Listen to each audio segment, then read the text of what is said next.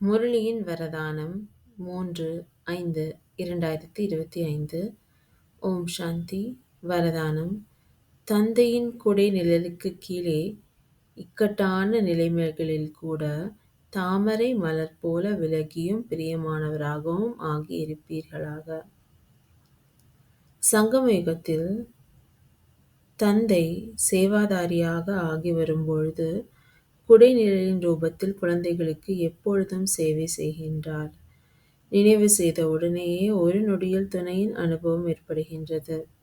இந்த நினைவின் கொடைநிழல் எப்பேற்பட்ட இக்கட்டான சூழ்நிலைகளிலும் தாமரை மலரைப் போல விலகியும் பிரியமானவராக இருப்பவர்களாக ஆக்கிவிடுகின்றது.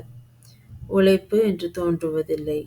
தந்தையை முன்னால் கொண்டு வந்து விடும் பொழுது, சுயஸ்திதியில் நிலைத்து விடும் பொழுது எப்பேற்பட்ட நிலைமையும் பரிவர்த்தனை மாற்றம் ஆகிவிடுகின்றது. ஓம் சாந்தி.